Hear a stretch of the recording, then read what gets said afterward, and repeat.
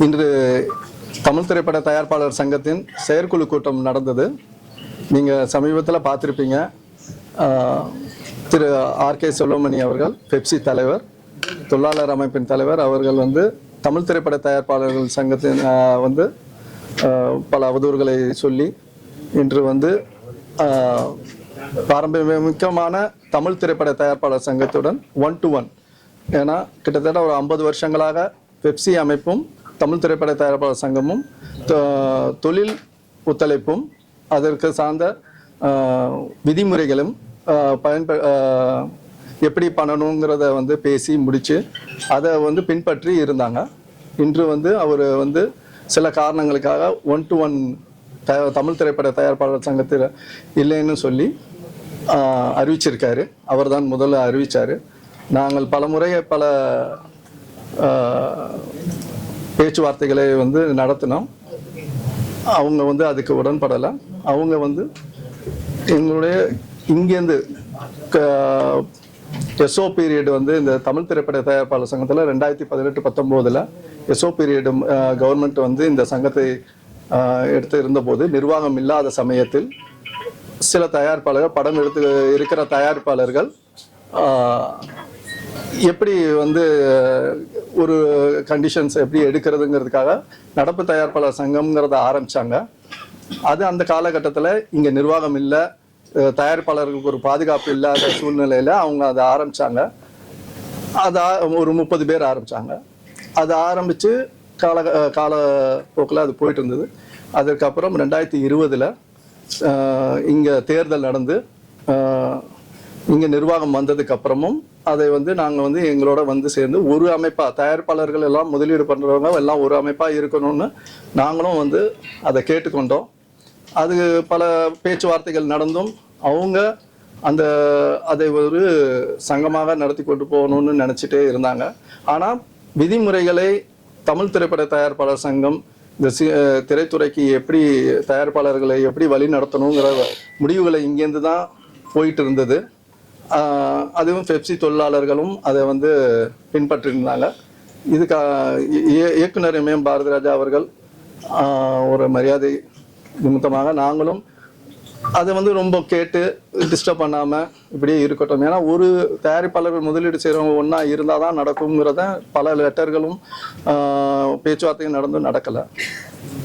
இந்த சூழ்நிலையில் இன்னொரு அமைப்பான நடப்பு தயாரிப்பாளர் சங்கத்துடன் பெப்சி அமைப்பு புது விதிமுறைகளை கொண்டு வராங்க.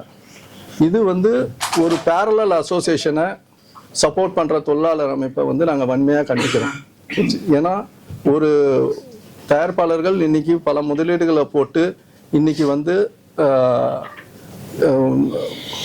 வெற்றி தோல்விங்கிறது சினிமா துறையில் எல்லாருக்கும் தெரிஞ்சது தான்.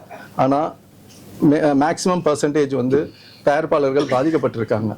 அப்போது அவங்கள ஒரு வழிமுறை நடத்துறதுக்கும் அதை எப்படி சரி பண்ணுறதுக்கும் சில விதிமுறைகளை நாங்கள் பண்ணும்போது இது பேரல் அவங்க ஒன்று இதை தொழிலாளர் அவங்க சாதகமான விஷயத்துக்காக இன்னொரு இடத்துல கையெழுத்து போட்டிருக்காரு. கையெழுத்து போட்டு எங்கள்தான் 1-to-1 வேண்டாங்கிறத சொன்னதுனால இந்த செயற்குழுவில் இதை ஒரு டீப் டிஸ்கஷன் எடுத்து நான் எங்கள் தயாரிப்பாளர்களை காப்பாற்ற கிட்டத்தட்ட 1500 மெம்பர்கள் இருக்காங்க. இதில் நடப்பில் இருக்கிறவங்களும் இருக்காங்க, இங்கேயும் மெம்பராக இருக்காங்க, அங்கேயும் மெம்பராக இருக்காங்க. இருந்தாலும் நாங்கள் தயாரிப்பாளர்கள் நலனை கருதி இந்த படங்கள் எடுத்துக்கொண்டு இருக்கிற தயாரிப்பாளர்களுக்கு எந்த பாதகமும் இல்லாமல் இருக்கிறதுக்காக புதிய தொழிலாளர் அமைப்பை உருவாக்குறதுங்கிறத முடிவு எடுத்திருக்கோம். செயற்குழுவில் ஏமனதாக ஒட்டுமொத்த தயாரிப்பாளர் ஆதரவுடன் இந்த முடிவை நாங்கள் எடுத்திருக்கோம். அதற்கு தமிழ்நாடு திரைப்பட தொழிலாளர்கள் கூட்டமைப்பு என்ற பேரில் ஆரம்பிக்கிறோம். இதில் அத்தனை எங்கள் தயாரிப்பாளர்களை காப்பாற்றுறதுக்கும் புதிய விதிமுறைகளையும் நாங்கள் என்ன பண்ணுறது எல்லாமே பேச்சுவார்த்தைகள் நடந்து கொண்டு இருக்கிறது. இதை தான் இந்த அவங்க ஒரு ஏதோ ஒரு காரணத்தை சொல்லி இவங்க நிர்வாகிகள் சரியில்லை, அவங்க பார்க்கறதில்லை, அவங்க இவங்களுக்கு இதை ரெட்டு போட சொல்கிறாங்க, அதை பண்ண சொல்கிறாங்க, இது சொல்லி அவரை தட்டி கழித்து இதை உதாசீனப்படுத்தியிருக்காரு. அவர் எப்படி வந்து இன்னொரு தயாரிப்பாளர் சங்கத்தை அவர் ஆதரித்து அவர் பண்ணுறாரோ, எங்களுக்கு வேறு வழி இல்லை. அவர் தொழிலாளர் கூட்டமைப்பை ஆரம்பிக்கிறதுக்கு அவர் தள்ளிவிட்டார். இதை வந்து இது ஒரு கடினமான முடிவு. ஏன்னா நாங்கள் தொழிலாளர்களுக்கு அவ்வளோ சப்போர்ட்டாக தான் இருந்திருக்கோம். ஆனால் அவர் அதெல்லாம் நினைக்கல. ஏதோ ஒரு காரணத்தை சொல்லி தனிப்பட்ட முறையில் எங்கள் நிர்வாகிகளை தாக்கி பேசி அவர் வந்து அதை சொல்லியிருக்காரு. இதை திசை திருப்புறாரு. ஏன்னா இன்னைக்கு பெப்சியில் வந்து நாங்கள் நிர்வாகத்துக்கு 2020 தேர்தல் நடந்து புதிய நிர்வாகம் வந்தபோது சம்பள உயர்வையும் நாங்கள் பேசி முடித்து விட்டோம். அந்த சம்பளம் இது போயிட்டுருக்கு. இப்போ இருக்க சூழ்நிலையில் போன வருஷம் வந்து நாங்கள் மறுசீரமைப்புக்கு என்ற பேரில் ஒரு வருஷம் ஸ்டாட்டிஸ்கோப். ஏன்னா படங்கள் வந்து சரியான வியாபாரங்கள் வந்து சரியாக இல்லை. அதனால் பெரிய படங்களை தவிர சிறு முதலீட்டு படங்களுக்கு மிகப்பெரிய பாதிப்புகள் இருக்கிறதுனால இதை கொஞ்சம் மெயின்டைன் பண்ண சொல்லி இதே ரேட் கார்டை வச்சு பாலிசி டிசிஷனாக நம்ம கொஞ்ச நாளைக்கு போகணும்னு நாங்களும் பேசினோம். அதை பேசிகிட்டே இருக்கும்போது அவர் இன்னைக்கு ரேட்டை வந்து இன்க்ரீஸ் பண்ணுறதுக்கும் அவங்களுடைய இதை வந்து கேட்குறாங்க, தப்பு இல்லை. ஆனால் அதே நேரத்தில் எங்களுடைய சூழ்நிலைகளும் நாங்கள் சொல்லி இன்றைக்கி வந்து அதை செயல்படுத்த முடியாதுன்னு சொன்னோம். இப்போ வந்து PFESI அப்படிங்கிற ஒரு இதை வந்து கொண்டு வராங்க. பிஎஃப் வந்து ஒரு பெர்மனண்ட் எம்ப்ளாயீஸுக்கு PFESI எல்லாம் வந்து சட்ட ரீதியாக வந்து நம்ம சினிமா துறையில் வந்து எல்லாருமே வந்து டெம்பரரி கான்ட்ராக்ட் பேசிஸில் தான் இருக்காங்க. இதை வந்து கொண்டு வரதுக்கு அவங்க ட்ரை பண்ணுறாங்க. அதுக்கு ஒரு ஃபெஸ்ராங்கிற ஒரு அமைப்பை வந்து திரு RK செல்வமணி அவர்கள் உருவாக்கியிருக்காங்க. அந்த ஃபெஸ்ரா அமைப்பு வந்து என்னென்னா 23 யூனியன்கள் சேர்ந்தது பெப்சி. அதில் இருக்க தொழிலாளர்கள் அத்தனை பேரும் ஃபெஸ்ரால கார்டு வாங்கினா தான் வேலை இருக்குது. யூனியனில் மெம்பராக இருந்தால் வேலை இல்லை. இதில் வந்து கார்டு வாங்குங்கன்னு ஒரு கொடையின் கீழ் கொண்டு வர்றதுக்குள்ள இதை வந்து அவர் அமைச்சிருக்காரு. அது உள்ள நிர்வாகிகள் யாருன்னு தெரியாது. அதுக்கு ஒரே அமைப்பு அந்த இதை வந்து நாங்கள் கடுமையாக எதிர்க்கிறோம். ஏன்னா இதில் வந்து கொண்டு வர்றதுனால ஒரு 30%, ஒரு 15%, 30% இன்க்ரிமெண்ட் சம்பளம், இந்த PFESI ஒரு கிட்டத்தட்ட 28% கிட்ட வரும். டேக்ஸ் எல்லாம் சேர்த்தா இது எல்லாமே ப்ரொடியூசர் கிட்ட வருது.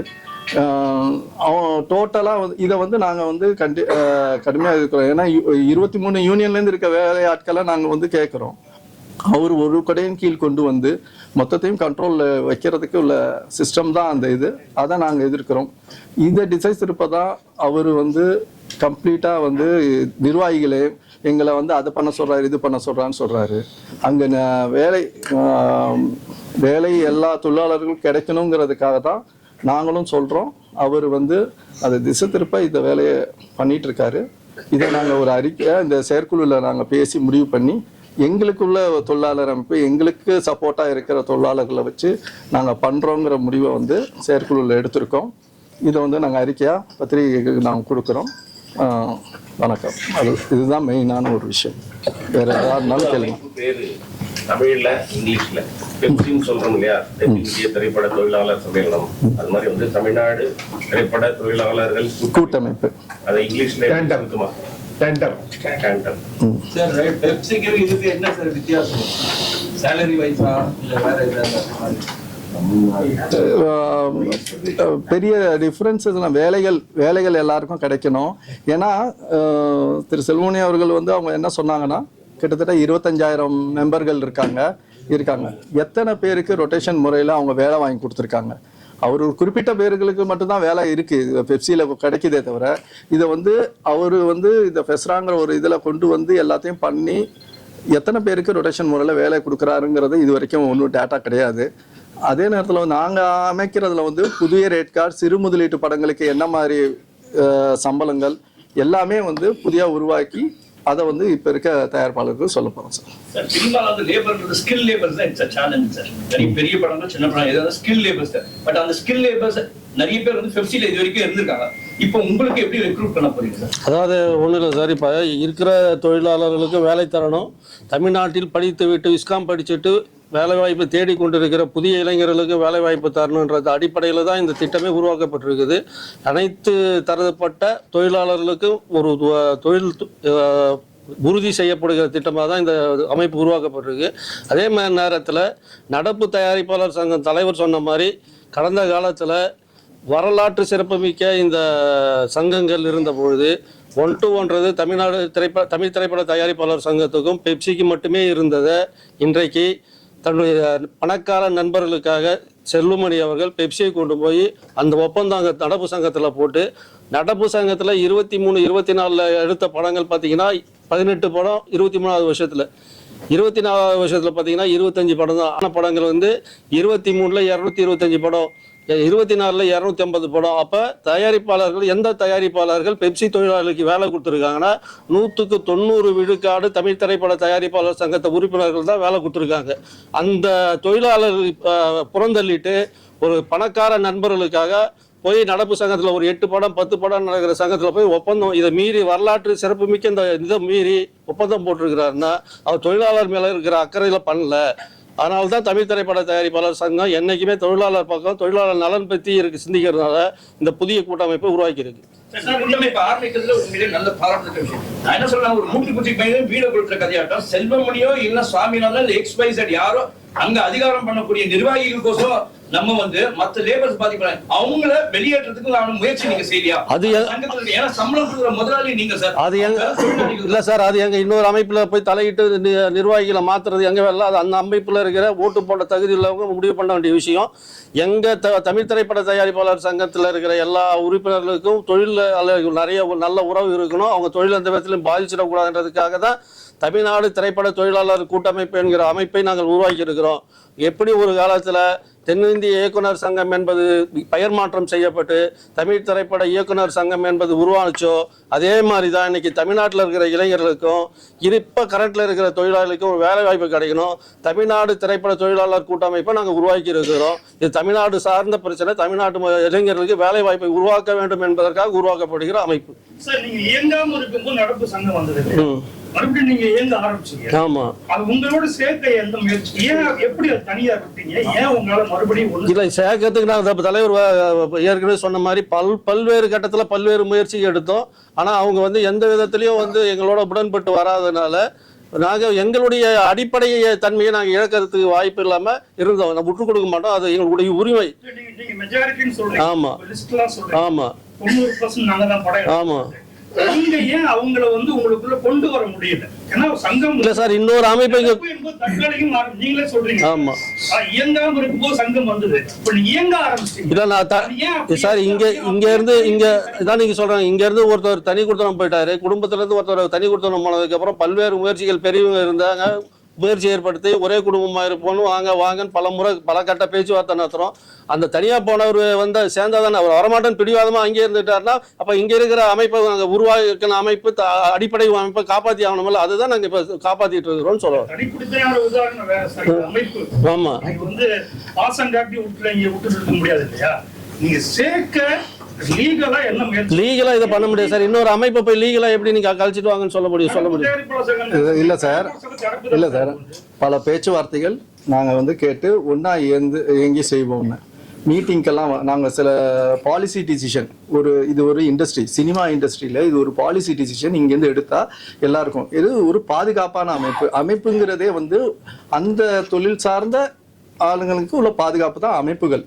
அதுதான் அது வந்து இங்கேக்குலாம் வந்து பேசுனாங்க, இங்கேருந்து வந்து பேசிட்டு சேர்றோம் தான் சொன்னாங்க. ஆனால் அங்கே இருக்க சில நிர்வாகிகள் அதை வந்து விட்டு கொடுக்காம, என்ன சொல்றது, அங்கே ஒரு பதவி இருக்கு, அதுக்காக இங்க வந்தா வர முடியாது, இதெல்லாம் வந்து விட்டு கொடுக்காம இருக்கிறதுக்காக அவங்க வரமாட்டேன்றாங்க. பாலிசியாவே நாங்க கேட்டோம். நாங்க ரொம்ப சாஃப்டா, ஏன்னா நம்ம ஃபர்ஸ்ட் ஒரு நோட்டீஸ் கொடுத்தோம், இதை கலைச்சிட்டு வாங்கன்ற. நாங்கள் வந்த உடனே அப்ப வந்து நாங்க வந்து பாலிசியை வந்து ஒரு நோட்டீஸே கொடுத்தோம், கலைச்சிட்டு வந்துருங்க, அதெல்லாமே ரெக்கார்டு இருக்கு. அப்புறம் ரொம்ப ஹார்டா, ஏன்னா அவங்களும் சக தயாரிப்பாளர்கள் தான், இங்க இருக்க மெம்பர்ஸ் தான். இயக்குனர் பாரத அவர்களை மரியாதையா நாங்களும் எல்லாருமே தான் பார்க்குறோம். அதுக்காக ஒரு மரியாதைக்காக இருந்தோம். அதை வந்து கொஞ்சம் காலப்போக்கில் அதை தள்ளி எங்களோட சேர்ந்து அவங்களும் பயணிச்சாங்க. நடப்பு தயாரிப்பாளர் சங்கமும் எங்களோட பாலிசி டிசிஷன்ல சேர்ந்து பயணிச்சாங்க.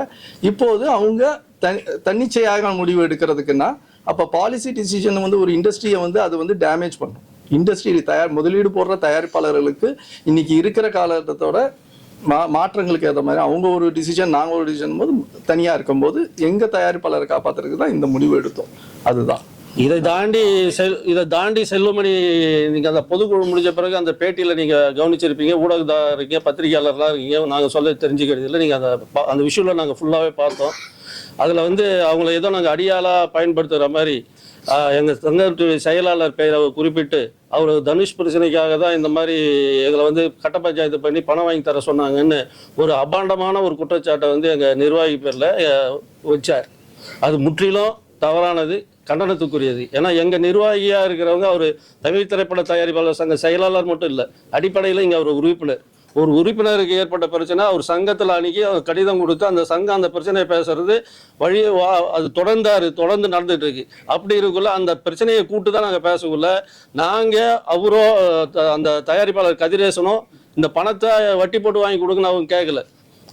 இவர் தான் சொன்னார், இந்த மாதிரி அவங்க பணம் தரேன்னு சொல்கிறாங்க, அதனால் நம்ம பேசலாமான்னு சொல்லக்குள்ள அப்போ தான் நாங்கள் இப்போ படம் பண்ணுறதுக்கு தான் நம்ம அட்வான்ஸ் கொடுத்தோம். அன்னைக்கு 7 வருஷத்துக்கு முன்னாடி என்ன அவர் சம்பளம் வாங்கினாரோ அந்த சம்பளத்தின் அடிப்படையில் அட்வான்ஸ் கொடுத்தோம். அந்த சம்பளத்துக்கு எங்களுக்கு படம் பண்ணி கொடுக்குன்னு சொல்லி தான் நாங்கள் கேட்டோம். இதே இடத்துல பெப்சி, நடப்பு சங்கம், தயாரிப்பாளர் சங்கம் எல்லா நிர்வாகிகளும் உட்காந்து பேசினப்ப இதே செல்வமணி வந்து ஒத்துக்கிட்டு போனது 100% அல்ல 200% தயாரிப்பாளர் அட்வான்ஸ் கொடுத்த படத்துக்கு கால் ஷீட்டு தரணுன்றது நான் ஏற்றுக்கொள்கிறேன். இட்லி கடை படம் ஷூட்டிங் முடிஞ்சதுக்கு அப்புறம் இந்த அக்டோபர் மாதத்தில் 2 பிரச்சனை இருந்தது. தனுஷ் பிரச்சனை, தலைவருக்கு ஒரு படம் ஒரு பிரச்சனை, கதிரேசன் சாருக்கு ஒரு பிரச்சனை இருந்துச்சு. 2 படத்தையும் நாங்கள் வந்து தனுஷ்கிட்ட கால் ஷீட் தரணும் தான் நாங்கள் பேசுவோம். அதுதான் முறை. 100% இல்லை 200% ஏற்றுக்கொள்ள வேண்டிய விஷயம். கட்ட பஞ்சாயத்து பண்ணுறது இல்லை, வட்டிக்கு பணம் வாங்குறது இல்லை அப்படின்னு சொல்லிட்டு தான் இப்போ முடிவு பண்ணிட்டு போனோம். எந்த சூழ்நிலையிலையும் நாங்கள் வந்து பணம் வாங்கி கொடுங்கன்னு நாங்கள் 5 கோடி வாங்கி தாங்க, 20 கோடி வாங்கி தாங்க நான் பணமாக கேட்கல, கால் ஷீட் தான் கேட்குறோம். இது கடந்த காலத்தில் இருந்து இருக்குது. இப்போ அடியாலாக பயன்படுத்திக்கிட்டேன்னு கேட்குறாரு. 3 வருஷம் நான் தலைவர் சொன்ன மாதிரி அட்டாக் கமிட்டி இருந்தப்ப வடிவேல் வந்து 3 வருஷம் நிறுத்தி வச்சுருந்தீங்களே, அப்போ நீங்கள் அந்த செஞ்சீங்கள. அவங்களே தான் இப்போவும் நடப்பு சங்கத்தில் நிர்வாகிகளாக இருக்காங்க. அவங்களுக்கு ஸோ அவங்களோட தான் அவர் வந்து பயணிக்கிறார். அதே வடிவேலு பிரச்சனையை கொண்டாந்து இப்போதான் நாங்கள் இங்கே பேசி தீர்த்து தான் திரும்பி அவர் வந்து ரீஎன்ட்ரி ஆகி நடிச்சிட்டு இருக்கார். அப்படி இருக்குள்ள அன்னைக்கு இதே நாங்கள் அடியாளாக பயன்படுத்துகிறோன்னு சொல்கிற செல்வமணி சாரை கேட்குறேன். நாங்கள் இங்கே தயாரிப்பாளர் படம் எடுத்து ரிலீஸுக்கு நாளைக்கு ரிலீஸ்னா இன்னைக்கு அப்போல்லாம் லேப் லெட்ரு, லேபில் வந்து பெப்சி தொழிலாளர்களுடைய சம்பளம் எவ்வளோ பாக்கி இருந்தது எத்தனோ முறை வந்து எங்ககிட்ட கடிதம் கொடுத்து அந்த கடிதத்தின் அடிப்படையில் நாங்கள் அவங்களுக்கு எங்கள் தயாரிப்பாளர்கிட்ட இருந்து பணத்தை வாங்கி அவங்களுக்கு செல் பண்ணி கொடுத்துருக்கோமே. அப்போ எங்களை அடியாளாக பயன்படுத்திக்கிட்டாரா? அந்த வீடியோவில் அவர் பேசும்போது அந்த இதில் பேசும்போது இவர் கதிரேசன் சார் மேட்டரில் இவரால் பணம் பண்ண முடியல அவர் சொன்னது இதுதான் சார். அதுக்கான பதில் அப்புறம் 6 கோடிக்கு கொடுத்தோம், அப்புறம் ஒத்துக்கல 8 கோடி கொடுத்தோம், இவங்க 16 கோடி கேட்டாங்க. இல்ல சார், கொஞ்ச நாளைக்கு முன்னாடி சொன்னேன், தெளிவா சொன்னோமே. 7 வருஷத்துக்கு முன்னாடி வட்டிக்கு பணம் கொடுக்கல கதிரேசன்.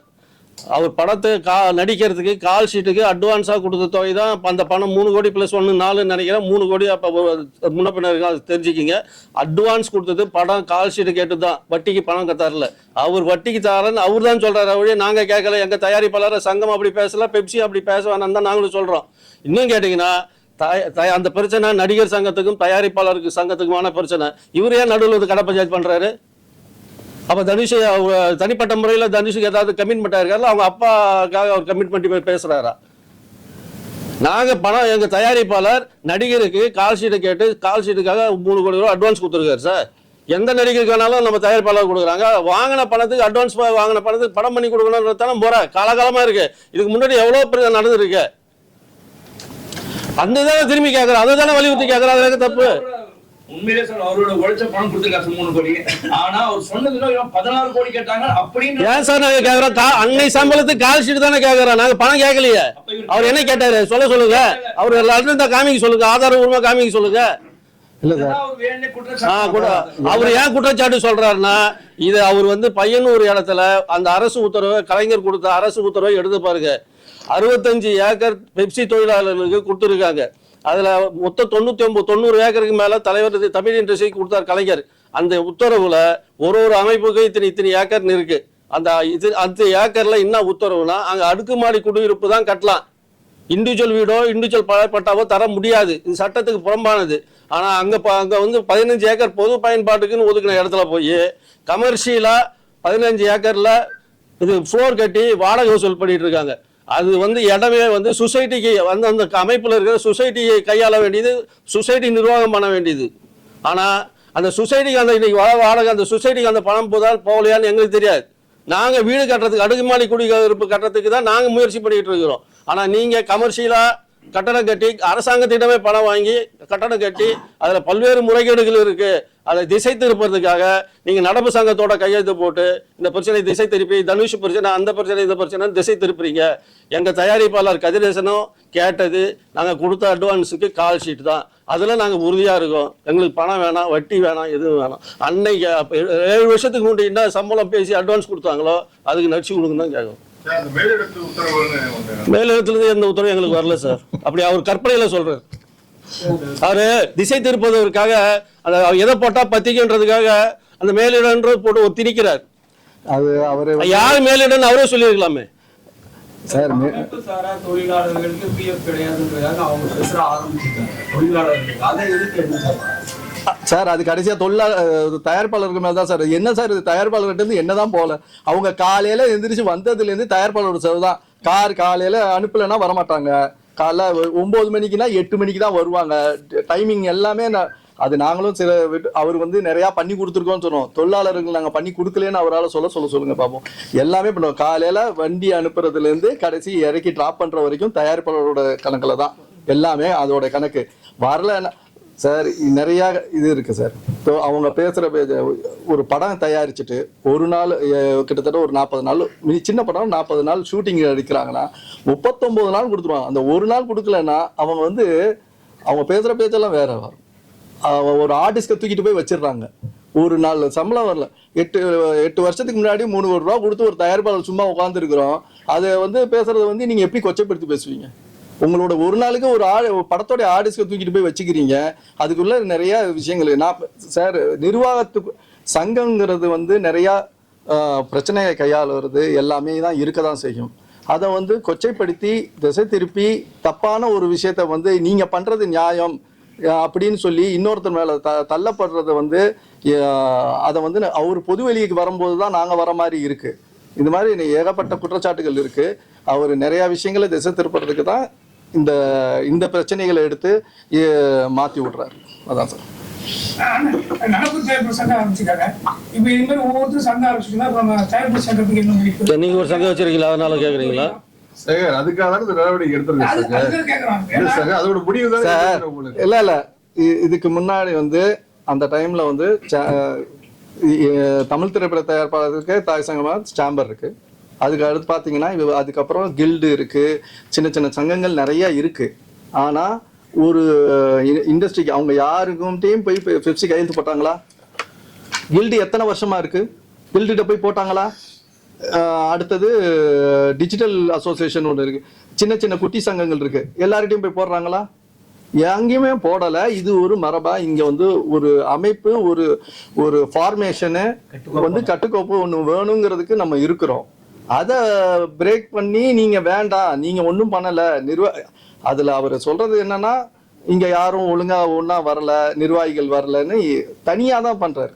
ஒரு அமைப்புக்குள்ள உங்களுக்கு வேண்டியது என்னவோ நாங்க செஞ்சு கொடுத்துருக்கோம். இது இருக்குது. இது வந்து யாரு வராங்களோ செயலாளர் ஒரு நாளைக்கு வர முடியாது, ஒரு நாள் நான் வர முடியாது இருக்கும். அது எல்லாரும் உட்காந்து பேசி எல்லா விஷயமும் நடந்து தானே இன்னைக்கு சினிமா துறை போயிட்டு இருக்கு. அதை மீறி என்ன பண்ண முடியும்?